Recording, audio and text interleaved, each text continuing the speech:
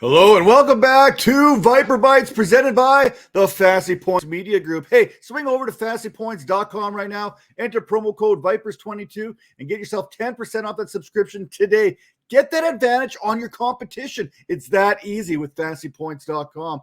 But before we dive in here, you know what we're talking about here. We've got all kinds of content coming your way. Right now, we are in the middle of our top 5 Dynasty assets for each and every team here in the National Football League. So we're going to talk about that here in just a second. But if you're watching us on the Vipers Network, take a second, give us a good old-fashioned thumbs up, like us, hit the notifications button because you're not going to want to miss as we come out with content daily here during the offseason. And make sure you are subscribed. And if you're listening to us on Apple, Spotify, Stitcher, whatever podcasting platform that may be, take a moment and rate and review us. Now let's dive into this with the Cincinnati Bengals here. Top 5 Dynasty assets here, starting with Joe Burrow. Currently, expert consensus ranking has him as the QB5. Coming off the board, the overall 55th player in QB1 type leagues. If Joe Burrow could finish in the top 5 amongst fantasy quarterbacks there with 328.24 fantasy points while being sacked 51 times last year, what is he going to be able to do going forward now that the Cincinnati Bengals have addressed those offensive line woes?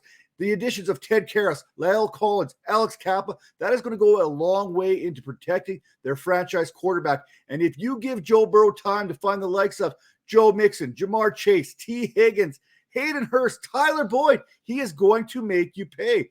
Further to that, if Burrow completed 15 passes of 40 or more yards with no time, the possibilities are truly limitless of what he can do when he has time. Burrow averaged 346 passing yards per and nearly 38 attempts per game over his final 6 starts of the season last year.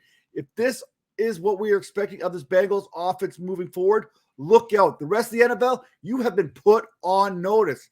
Now, we talk about Jamar Chase as that alpha dog there in that Bengals dressing room there. Currently, as far as Dynasty is concerned, wide receiver 1, the number 2 overall player being selected here as far as what consensus experts are kind of going off of.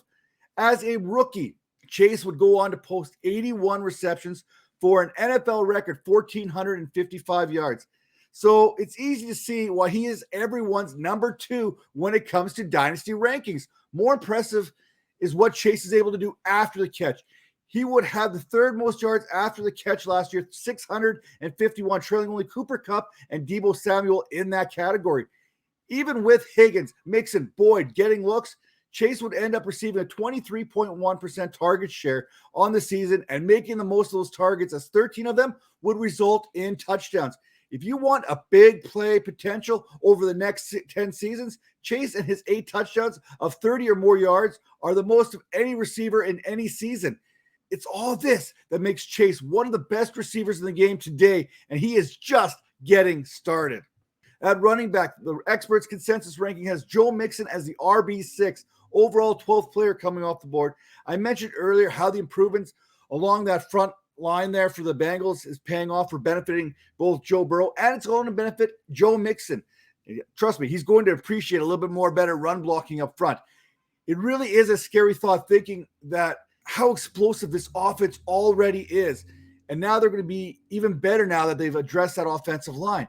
And at just 25 years of age, Mixon still has 3 to 4 solid years ahead of him. It wouldn't surprise anyone if you saw him get 300 carries this season and 50-plus targets in each season moving forward, considering what he's done already in the past and those improvements that we've talked about. It is important for the Bengals and for fantasy managers that Mixon is involved heavily in this team's passing game.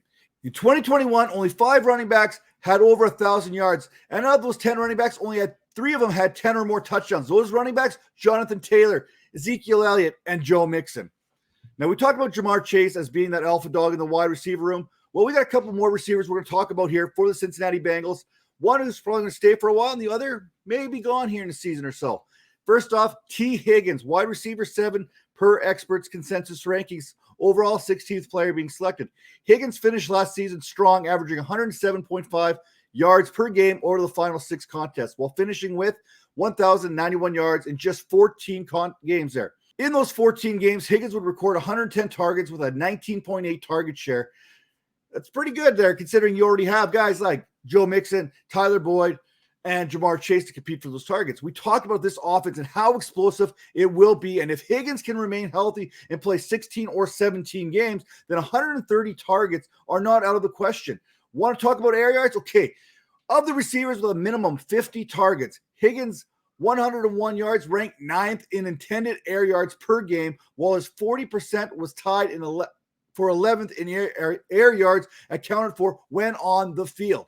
Everything you could ask for in a true number one receiver option is there in T. Higgins, except he plays the opposite of arguably the best receiver in today's game.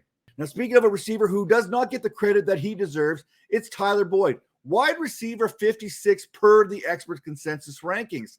We talked about a wide receiver here in Jamar Chase going number one. We talked about T. Higgins being the number 7th ranked wide receiver per experts. But yet we are diminishing what Tyler Boyd can truly do. Boyd is the odd man out when it's all said and done. Let's be honest. With a possible move in his future, it's all but certain. But that doesn't change the fact that he is a very talented pass catcher. Boyd is one of the more consistent fantasy receivers out there, especially for the Bengals in this pass-heavy offense. It doesn't matter if they're running runs or if they're running the passing game. Higgins and Chase, they have a little bit of a dip there. Not Tyler Boyd, though. He is consistent straight across the board. When the Bengals found themselves in run-heavy situations, Boyd would average 11.3 fantasy points per game, opposed to 10.4 fantasy points per game. Thank you, Graham Barfield, for that. It seems preposterous that Boyd, at 27 years of age, sees 55 receivers ranked ahead of him in Dynasty after finishing 2021 as the wide receiver 29 in PPR scoring as the third option. Even in 2020, prior to Burrow getting injured and Chase's arrival, Boyd was a wide receiver 11 through the first 11 weeks. So I think we need to start recognizing how good Tyler Boyd is. Now, when we look at this, top 5 again here, T. Higgins, Jamar Chase, Joe Burrow, Joe Mixon, and Tyler Boyd. Those are the top 5 dynasty assets here for the Cincinnati Bengals and for those fantasy managers to be considering right now. So if you got any of those 5 players, you're sitting pretty good right now in Dynasty. You want more Dynasty rankings? Head over to fantasypoints.com. Use that promo code Vipers22 and get yourself 10% off that subscription today. Stay tuned because we got plenty more videos and articles come here on dynastyvipers.com. You do not want to miss. See you next time.